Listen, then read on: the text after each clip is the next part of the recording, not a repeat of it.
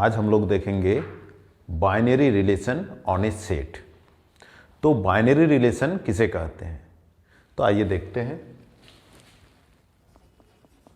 Late A be a non empty set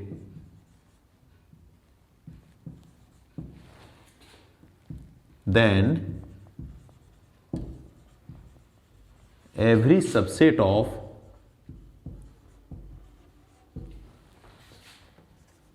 A cross A is a relation on A is called binary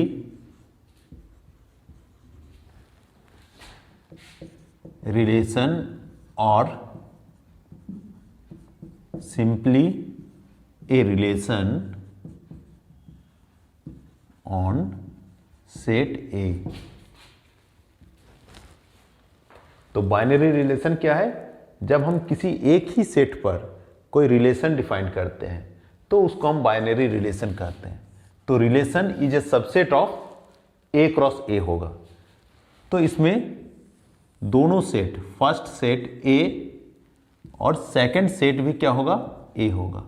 तो इसमें अगर ए में x1, x2, x3, x4 elements है, x1, x2, x3, x4, तो ए का element अगर ए के element से किसी ना किसी रूल से अगर जुड़ा हुआ है तो वो एक रिलेशन होगा। जैसे x1 related to x1, x2 related to x2, x3 related to x3, x3 related to x3,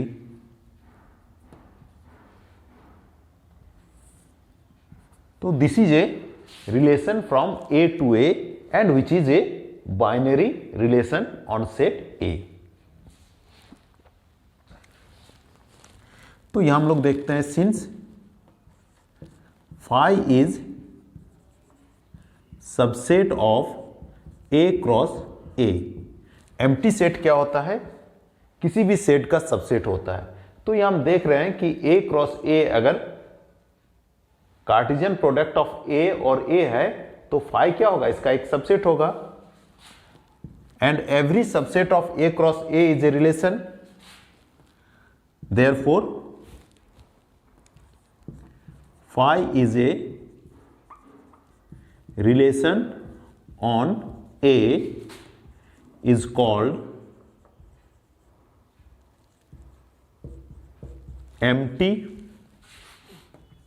or void relation on set A। Also A cross A is subset of A cross A। हम लोग क्या जानते हैं कि every subset is subset of every set is subset of itself. हर एक set अपने आप का भी सबसेट होता है। Therefore A cross A is A relation on set A is called universal relation on set A. Also और एक चीज हम लोग क्या देखते हैं कि अगर एक रिलेशन अगर हम लोग आई इस तरह से डिफाइन करते हैं, A such that A belongs to A is A subset of A cross A. हम लोग आसानी से देख सकते हैं कि अगर ए एक एलिमेंट है तो ए कोमा ए क्या होगा? ए क्रॉस ए का एक एलिमेंट होगा। यानी ये जो सेट है ये ए क्रॉस ए का एक सबसेट है, which is called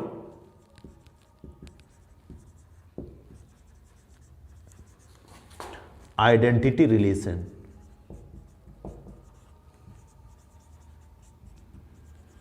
on A.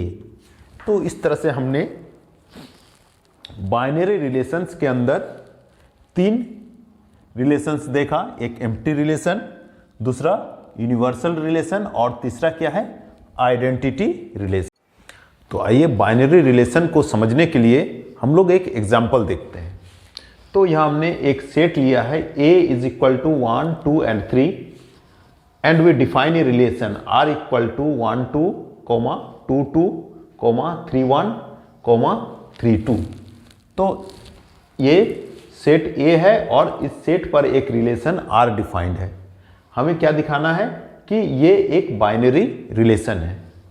तो हम लोग सबसे पहले A क्रॉस A निकालेंगे। तो A क्रॉस A क्या हो जाएगा? 1, 2, 3 क्रॉस 1, 2, 3।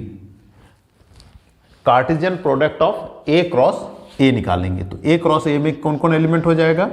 1, 1, 1, 2, 1, 3, 2, 1, 2, 2, 2, 3, 3, 1, 3, 2,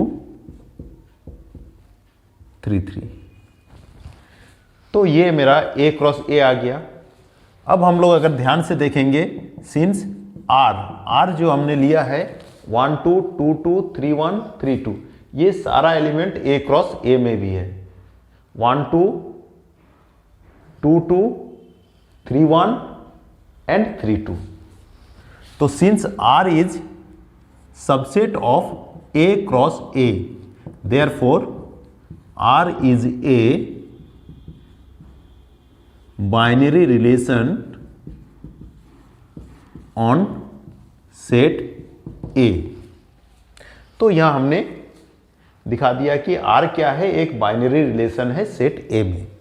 अब हमें इसमें क्या करना है? Also find its domain and range.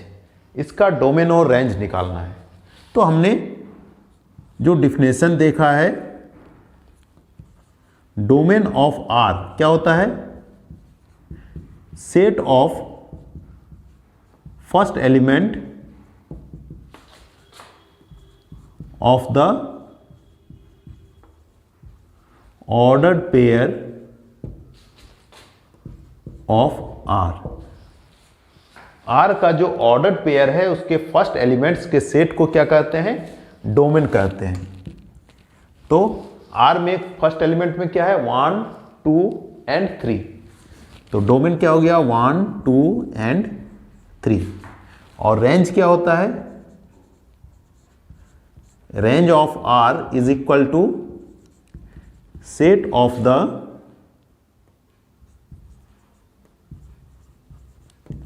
Second elements of the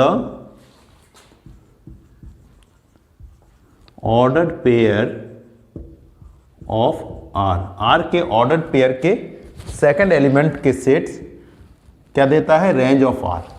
तो यहां सेकंड एलिमेंट में क्या है? 2, 1, 2, 1 और 2 सेकंड एलिमेंट में है। तो रेंज क्या हो गया? 1 एंड 2। तो इस तरह से हम लोग किसी भी रिलेशन का डोमेन और रेंज निकाल सकते हैं। अगर आपको पूछा जाता है इसमें कि सेट A में आइडेंटिटी रिलेशंस को भी आप डिफाइन कीजिए, तो अगर हमें आइडेंटिटी रिलेशन डिफाइन करना है तो I इज इक्वल टू, हमने क्या बताया था? A such that A belongs to A। तो इसमें जो एलिमेंट्स होगा I का वो A के फॉर्म में होगा। तो यहां क्या है? 1 है, 1, 1, 2, 2, 3, 3। तो ये हमारा identity relation on set A भी हो गया। तो इस तरह से हम रिलेशन से रिलेटेड प्रॉब्लम्स को आसानी से सॉल्व कर सकते। अब हम लोग देखने जा रहे हैं इन्वर्स रिलेशन। तो आप रिलेशन से परिचित है, अब हमें देखना है कि इन्वर्स हम किसे कहेंगे। If R be a relation on set A, then the inverse of R is denoted by R inverse and defined as R inverse is equal to BA such that AB belongs to R। तो हम यहां क्या देख रहे हैं कि AB अगर R में है तो BA कहां होगा? R इनवर्स में होगा। और domain of R inverse is equal to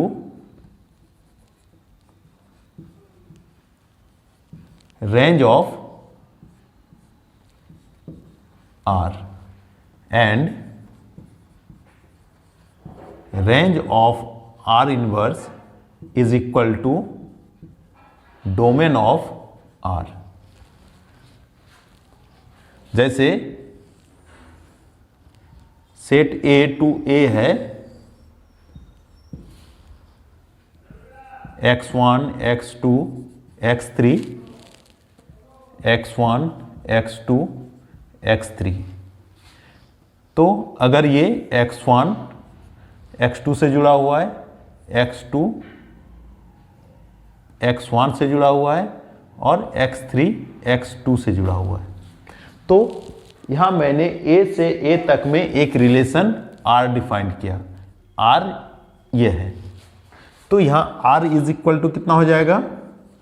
हमें सेट ऑफ ऑर्डर्ड पेयर लिखना है, x1 x2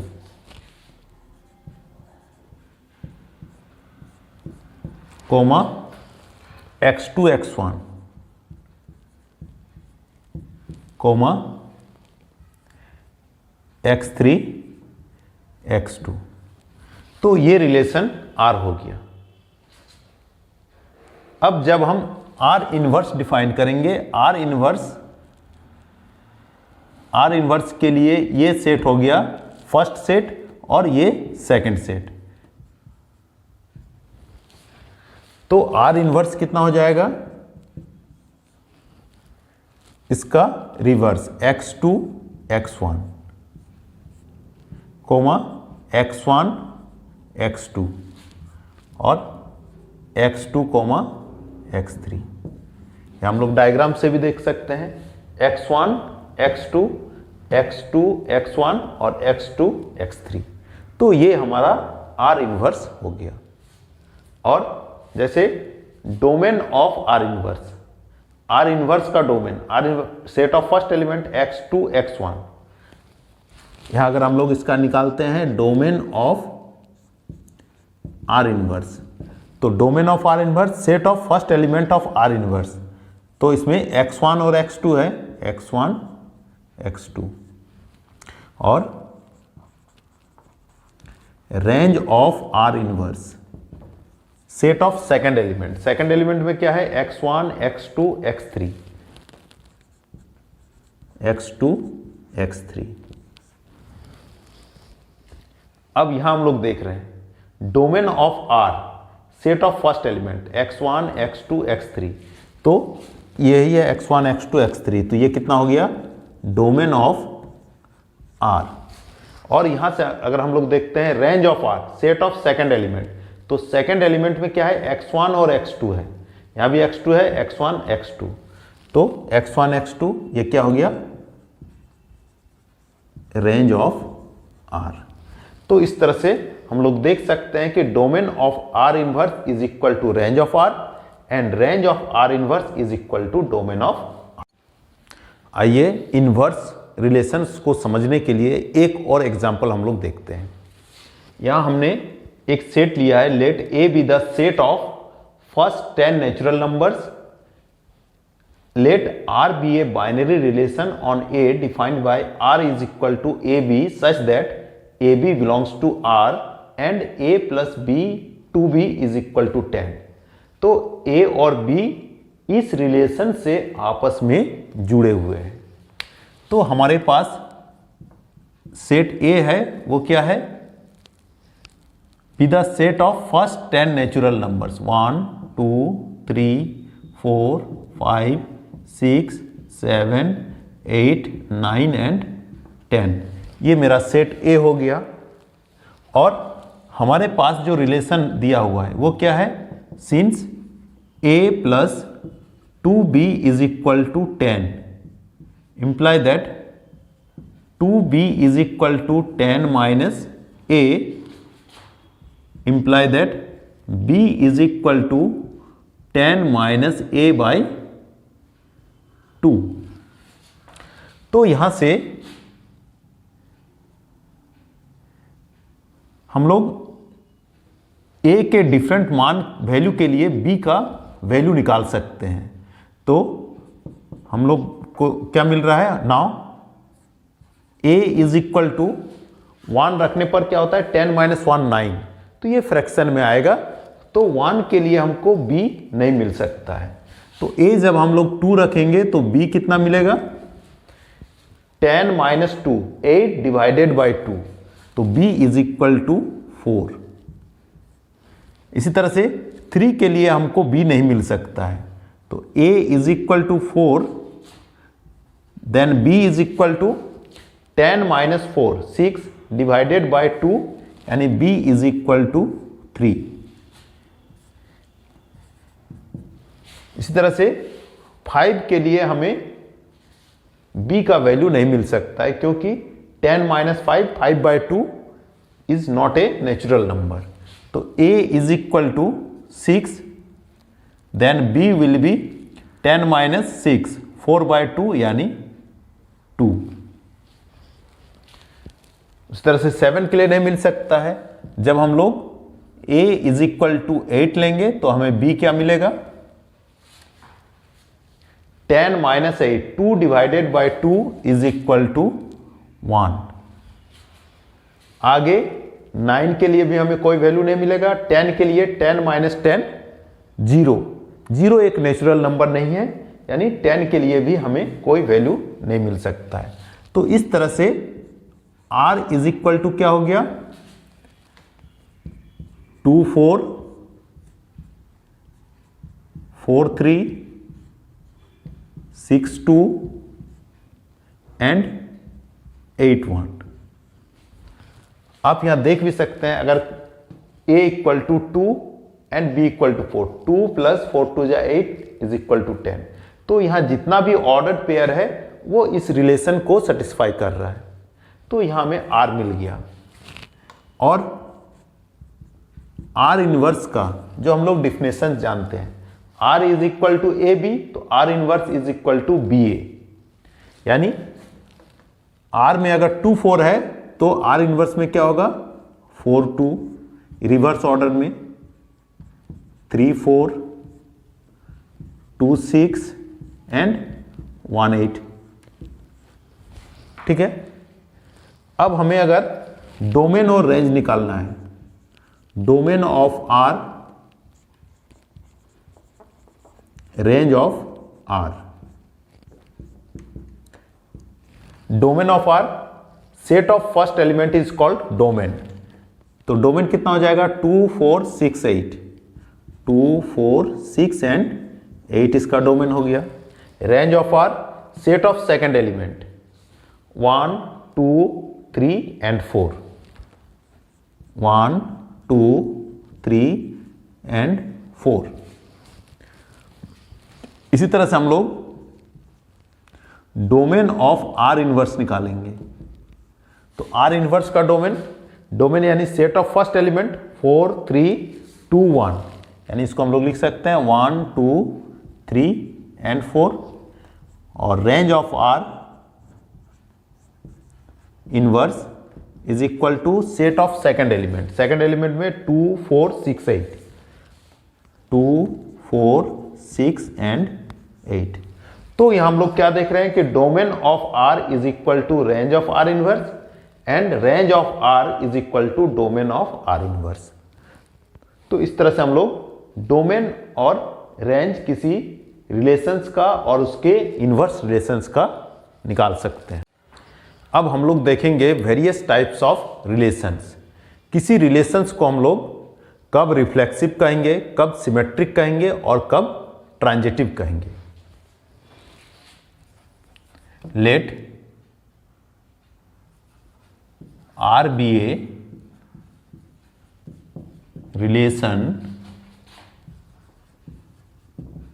defined on a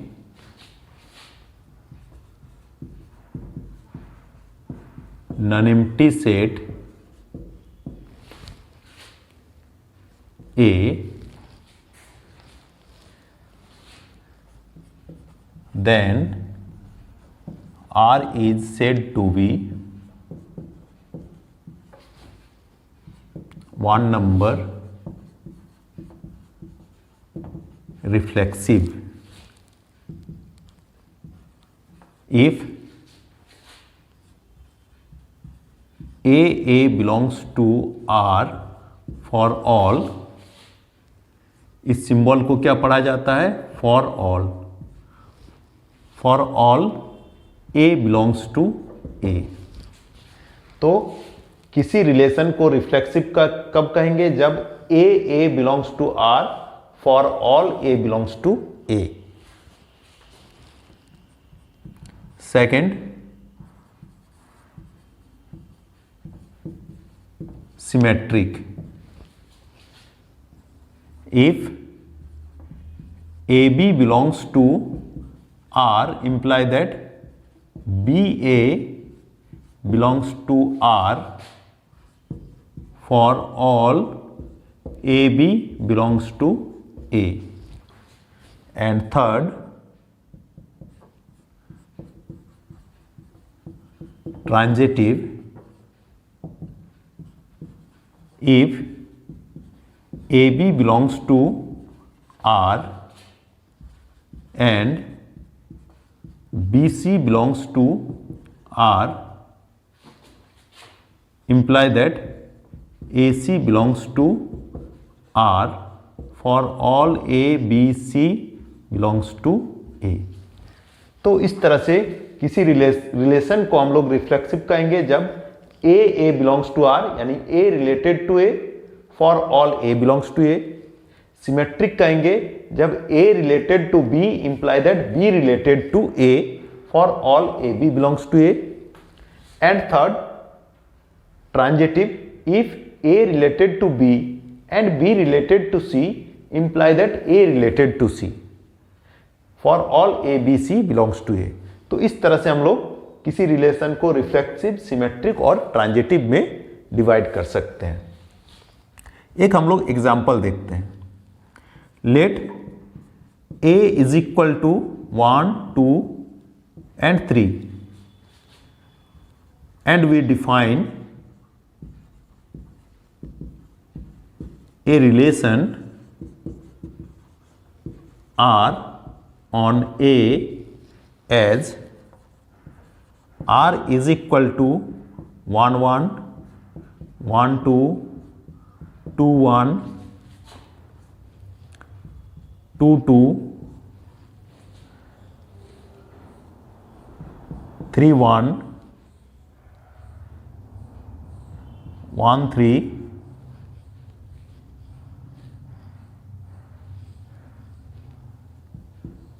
3, 3,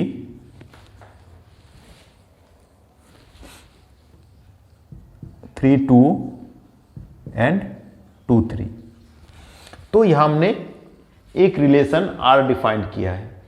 अब हमें देखना है कि ये रिलेशन रिफ्लेक्सिव, सिमेट्रिक और ट्रांजिटिव है कि नहीं। तो since 1 belongs to A, imply that 1, 1 belongs to R। 2 belongs to A, imply that 2, 2 belongs to R। 3 imply that 3 belongs to A, imply that 3, 3 belongs to R। तो ये हम लोग क्या देख रहे हैं? 1, 1, 2, 2 और 3, 3 तीनों R में है। तो यहां से हमें क्या मिल गया? Therefore R is reflexive। Again ये हमने देख लिया कि ये रिफ्लेक्सिव है। अब हमें देखना है कि सिमेट्रिक। ए बी है तो बी ए को भी होना चाहिए। सिंस ये हम क्या देख रहे हैं? 1, 2, 1, 2 belongs to R, imply that 2, 1 belongs to R. और क्या देख रहे हैं, 3 1 belongs to R imply that 1 3 belongs to R. इसी तरह से 3 2 belongs to R imply that 2 3 belongs to R. तो इस तरह से हम देख रहे हैं कि जितना भी ऑर्डर्ड पेयर है उसको रिवर्स करने पर भी वो ऑर्डर्ड पेयर आर में है। तो therefore R is symmetric. Also अब हमें देखना है कि ये ट्रांजिटिव है कि नहीं। तो हम अगर यहां से लेते हैं 1 2 2 1, since 1 2 belongs to R and 2 1 belongs to R imply that 1 2 2 1। तो इसके अगर फर्स्ट एलिमेंट्स को ले 1 और 1 1 1 बिलोंग्स टू आर। जैसे A B belongs to R and B C belongs to R imply that A C belongs to R. तो हम क्या देख रहे हैं, 1 2 belongs to R and 2 1 belongs to R imply that 1 1 belongs to R. 1 1 R में है। इसी तरह से अगर कोई और लेते हैं हम 3 1 and 1 3, 3 1 belongs to R and 1 3 belongs to R imply that 3 3, इसका फर्स्ट एलिमेंट 3 और इसका लास्ट एलिमेंट 3, तो 3 3 बिलोंग्स टू आर। तो हम देख रहे हैं कि 3 3 भी आर में है। और 3 2 belongs to R and 2 3 belongs to R imply that 3 3 belongs to R. तो इस तरह से हम लोग जो भी दो ऑर्डर्ड पेयर लेते हैं, तीसरा ऑर्डर्ड पेयर जो उससे जनरेट होता है फर्स्ट और लास्ट एलिमेंट से, वो भी आर में है। तो देयरफॉर आर इज ट्रांजिटिव। ठीक है। तो इस तरह से हमने देखा कि कोई रिलेशन कब रिफ्लेक्सिव होगा, कब सिमेट्रिक होगा और कब ट्रांजिटिव होगा। आप अगर समाज में जो रिलेशंस है उसकी बात करते हैं तो पिता पुत्र का रिलेशन रिफ्लेक्सिव नहीं हो सकता है, क्योंकि ए इज सन ऑफ बी। तो हम ये नहीं कह सकते हैं कि ए इज सन ऑफ ए, ये पॉसिबल नहीं है। इस तरह से जो पिता पुत्र का रिलेशन है वो सिमेट्रिक भी नहीं हो सकता है, ट्रांजिटिव भी नहीं हो सकता है। लेकिन हम लोग एक रिलेशंस की बात करते हैं जो friendship, A is friend of A, that means every person is friend of himself. हर एक व्यक्ति अपने आप का दोस्त होता है। A is friend of B imply that B is friend of A. अगर राम मोहन का दोस्त है तो मोहन भी राम का दोस्त होगा। तो इस तरह से जो फ्रेंडशिप रिलेशन है वो रिफ्लेक्सिव भी है, सिमेट्रिक भी है। और ट्रांजिटिव की बात, जैसे राम मोहन का दोस्त है और मोहन सोहन का दोस्त है, तो राम सोहन का दोस्त हो सकता है। तो इस तरह से हम लोग फ्रेंडशिप रिलेशन को ट्रांजिटिव रिलेशन भी कह सकते हैं। तो एक फ्रेंडशिप एक ऐसा रिलेशन है जो रिफ्लेक्सिव भी है, सिमेट्रिक भी है और ट्रांजिटिव भी है। और इस तरह के रिलेशंस जो रिफ्लेक्सिव, सिमेट्रिक और ट्रांजिटिव तीनों हो, वैसे रिलेशंस को हम लोग क्या कहते हैं, equivalence relation.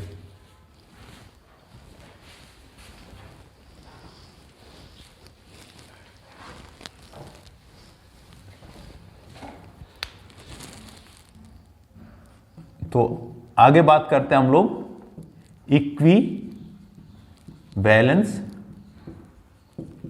Relation. Equivalence relation किसे कहते हैं? A relation R on A set A is said to be an equivalence relation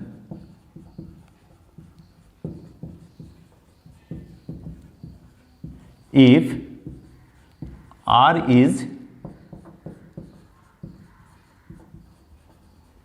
reflexive,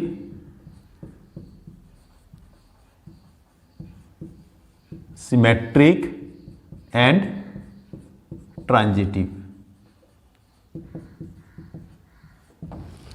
तो कोई रिलेशन इक्विवेलेंस कब होगा? जब वो रिलेशन रिफ्लेक्सिव भी हो, सिमेट्रिक भी हो और ट्रांजिटिव भी हो। ठीक है, धन्यवाद। अगले क्लास में हम लोग इक्विवेलेंस रिलेशंस के बारे में और डिटेल्स में पढ़ेंगे और कुछ एग्जांपल्स भी देखेंगे।